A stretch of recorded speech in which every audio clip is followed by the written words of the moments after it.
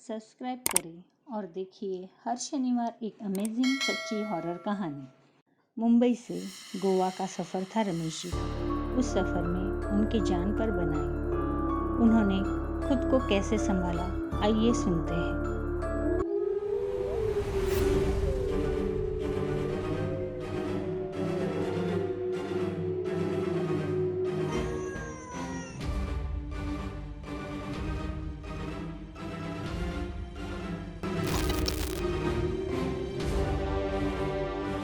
रमेश जी बड़े ही हट्टे खट्टे, एकदम निडर स्वभाव के थे।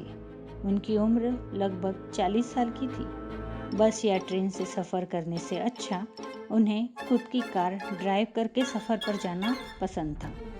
एक दिन की बात है जब गोवा में उन्हें अपने करीबी रिश्तेदार की शादी का न्योता आया। वे बहुत ही खुश हुए। उन्होंने अपनी बीवी और बेटे को साथ शादी में ले जाने का प्रोग्राम बना लिया। रमेश जी, उनकी बीवी और उनका बेटा तीनों अपनी कार से सुबह सुबह गोवा जाने के लिए निकले। रास्ते में चाय नाश्ता खाना पीना, इस कारण आधे रास्ते आते आते उन्हें शाम हो गई थी। आगे गोवा पहुंचने में उन्हें और 4-6 घंटे लगने वाले थे। इसीलिए रमेश जी ने रात का खाना होटल में खा के निकलना ठीक रहेगा, ऐसा समझा। वह सभी अच्छे से होटल में खाना खा के आगे निकले। रात का सफ़र था। रमेश जी खुद कार चला रहे थे। बाजू की सीट पर उनका बेटा बैठा था और पीछे की सीट पर उनकी बीवी बैठी थी। रात का समय था, ठंडी ठंडी हवाएं चल रही थी। जंगल का सुनसान रास्ता था। कार चलाते चलाते रमेश जी ने देखा उनके बेटे को नींद आ रही है।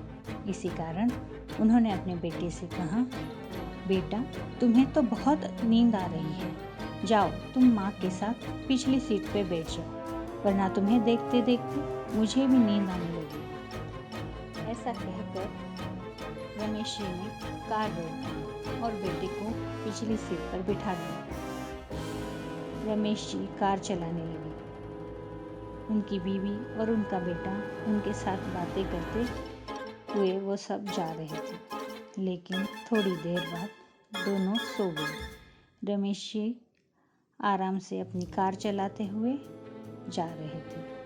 थोड़ी देर बाद उन्होंने देखा रास्ते पर किसी ने बहुत सारी घास का ढेर लगा कर रख दिया है।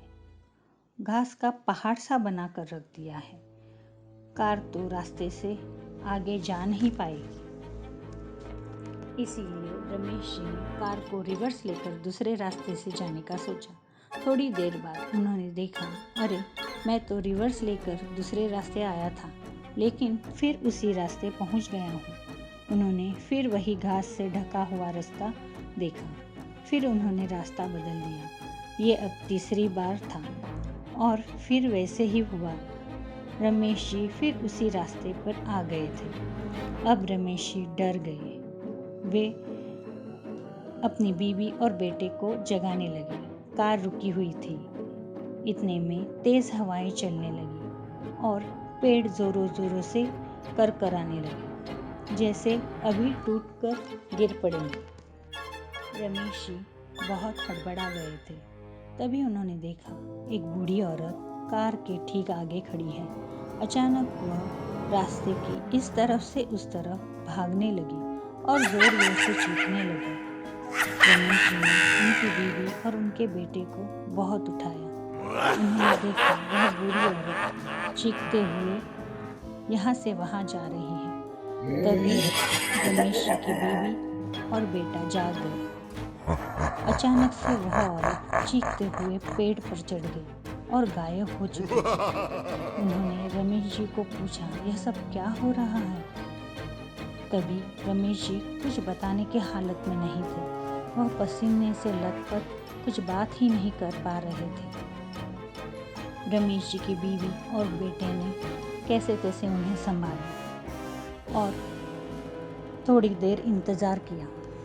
थोड़ी देर बाद उन्हें वहीं से गुजरना एक गाड़ी से मदद मिली और कैसे तैसे संभालते हुए रमेश जी की बीवी और बेटा उन्हें अस्पताल ले आए उन्होंने रमेश जी को अस्पताल में भर्ती कर दिया। तभी पता चला उनकी हालत बहुत ही खराब है।